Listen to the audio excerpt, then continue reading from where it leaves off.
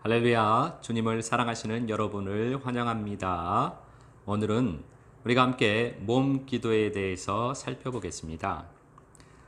몸 기도는 이름 그대로 몸으로 하는 기도입니다.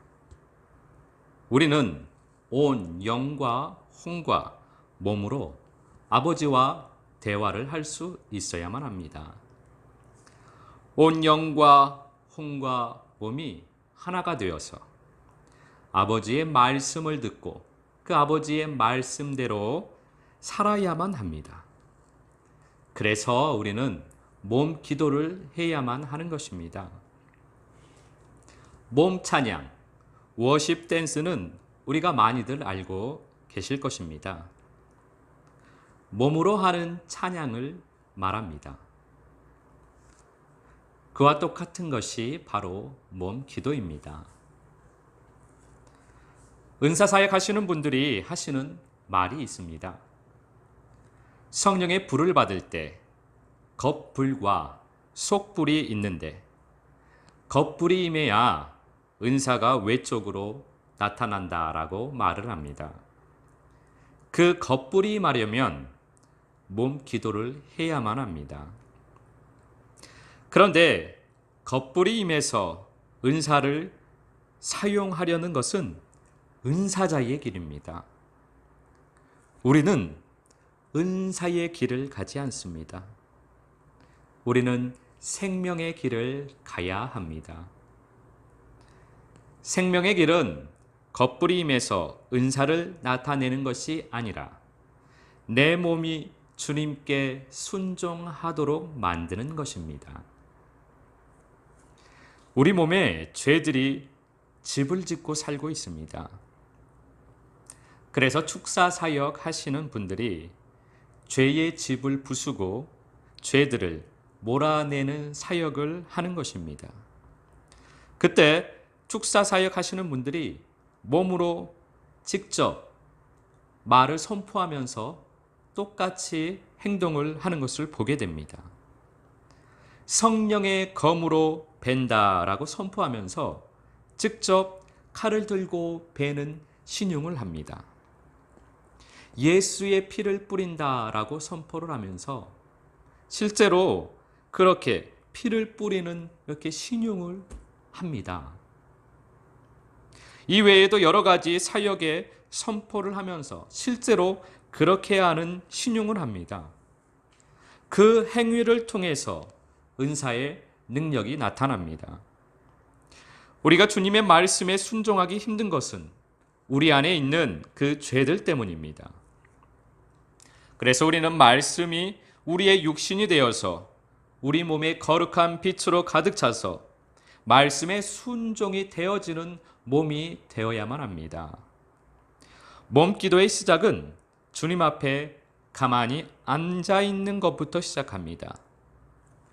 주님 앞에 가만히 앉아 있으면 영광의 임재 안에 들어가게 됩니다.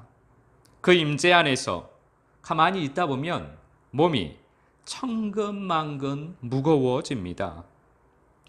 죄의 힘으로 살고 있던 우리가 영광의 임재 안에서 죄가 힘을 잃기 때문에 내 몸이 지지해주는 힘이 없기 때문에 몸이 그렇게 무겁게 느껴지는 것입니다. 그것으로 우리는 죄의 무게를 알 수 있습니다. 그래서 임재 안에 있으면서 쓰러지기도 하고 입신에 들어가기도 하는 것입니다. 영광의 임재 안에서 우리를 치유하시는 주님의 손길인 것입니다. 영광의 임재 안에 거하는 시간이 점점 늘어나면서 강한 임재가 있어도 가만히 앉아 있을 수 있는 상태가 됩니다. 그때는 손을 들고 가만히 주님의 만지심을 따라 움직이면 됩니다. 죄에 따라서 내 의지에 따라서 살아가던 내가 주님의 이끄심을 따라서 움직이는 경험을 하게 됩니다. 그러면 손이 다양한 모양으로 움직입니다. 마치 춤을 추는 것과도 같습니다.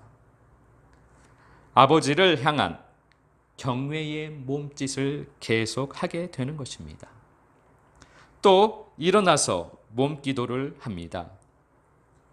주님의 임재 가운데 가만히 서 있으면 몸이 주님의 인도하심을 따라서 움직이게 됩니다. 그러면 마치 워십 댄스를 하는 것과 같은 모양이 됩니다. 한참을 몸 기도를 하다 보면 결국 내 몸이 주님의 이끄심을 견디지 못하고 쓰러지게 됩니다. 이렇게 몸 기도를 하면서 내 몸의 죄들이 힘을 잃고 거룩한 영, 거룩한 빛이 내 안에서 힘을 얻게 됩니다.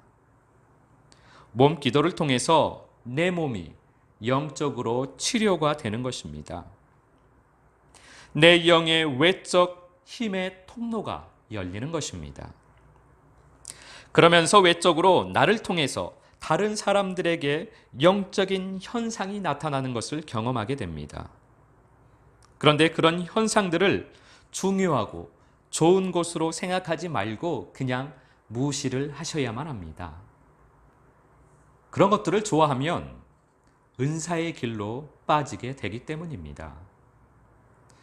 우리들에게 영의 외적인 현상은 예수 생명의 통로가 되어야 하는 것입니다. 우리들이 사랑해야 할 것은 오직 우리 주님밖에 없습니다. 몸기도를 하면서 자신의 몸을 주님께 순종하는 몸으로 만드시기 바랍니다. 생명의 길을 걸어가는데 큰 힘이 될 것입니다.